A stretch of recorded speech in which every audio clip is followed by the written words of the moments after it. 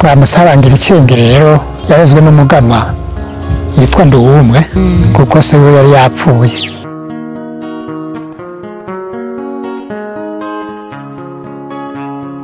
Sobanukirwa umenye itunga ryaranze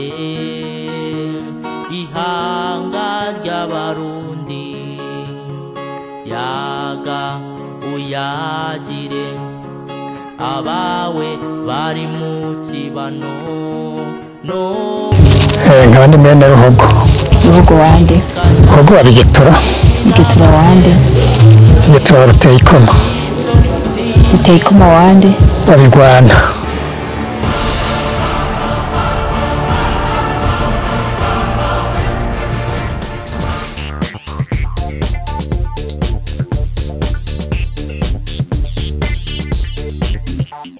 Yaganawe TV.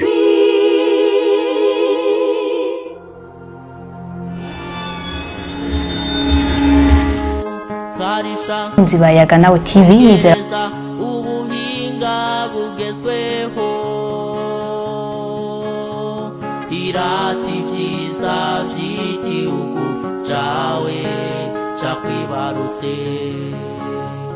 irati vyiza vy'igihugu cawe cakwibarutse hamwe nayaga nawe TV ubwenge niwo mutima ubwenge niwo mutima hamwe nayaga Yaganawe TV ubwenge niwo mutima ubwenge niwo mutima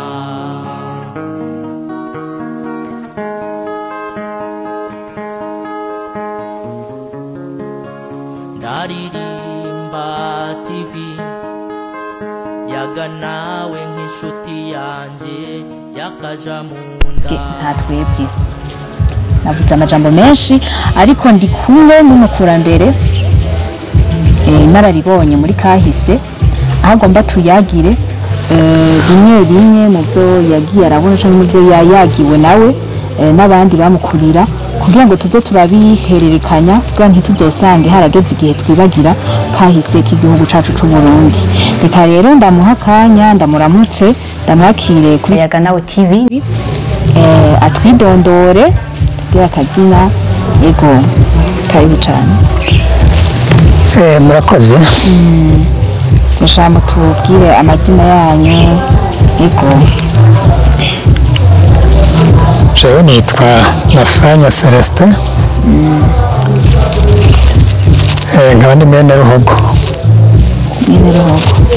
Ruhogo wande Ruhogo wa Bigetura wande Bigetura Ruteyikoma wande babirwana wanje katugeza nk'ibyo jewe urumva nta n'ibyo nashobora kwirwana vyandi wacu birwana vyandi wacu aho wogeza ukageza nk'ukundi wacu wabicinkwe bicinkwe wande bigezaho kwa bicinkwe yego urabona yuko hariho ikintu abantu bakera baturushije je noshaka kuvuga papa wanje na papi wanje abandi bakurikira nabyo bombaza aha turi mu ntara ya Muramvya nkuko twebabwiye ni intara tuzi yakunze kuvugwa cyane muri kahise k'igihugu cacu c'u Burundi. Nico gituma tumusabe adufashe atubwire nk'ibintu bimwe vyoba vyarabaye muri kahise byerekana cyane intara ya Muramvya. Intara ya Muramvya biroroshe kumenya kuko iyi ntara ya Muramvya niyo abami nka bose bimiramo, hanyuma rero hakaba n'ikirimba rero cy'umwami aheruka mwambutsa bangira icenge. Bamusabangira icenge rero yarezwe n'umuganwa yitwa Nduwumwe kuko se we yari yapfuye. se we yari inde se wiwe Se wa Mwambutsa yitwa Mutaga. Hanyuma yo Mutaga arahwera. Ariko rero ngo bari banamuroze bavuga ko iyo barozwe na muramu we. Muramu we rero ngo yitwarire ku mutima. Hanyuma ajya kumwibarutsa yabyaye. Yabyaye Mwambutsa. Agenda yafise akajirya. Hanyuma ngo akaba yarateguye ubundi muntu amuherekeza, yari inshoreke yiwe. Iyo nshoreke yiwe rero ngo niyo yaciye igenda ifise ibindi bintu vyicana bigenda mu byo bagiye kubiyarukisha. Hanyuma niwe yanashyitse ngo abisereva.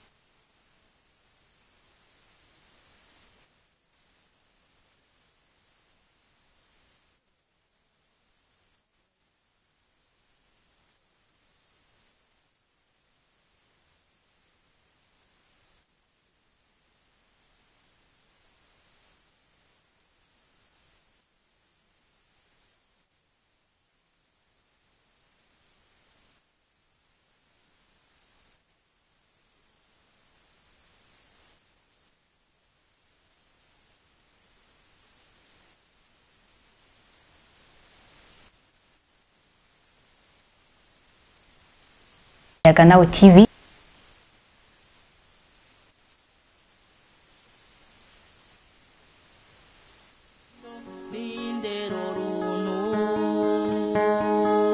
Karisha ongereza ubuhinga bugezweho irati vyiza vy'igihugu cawe cakwibarutse irati vyiza vy'igihugu cawe cakwibarutse hamwe na Yaga Nawe TV ubwenge niwo mutima ubwenge niwo mutima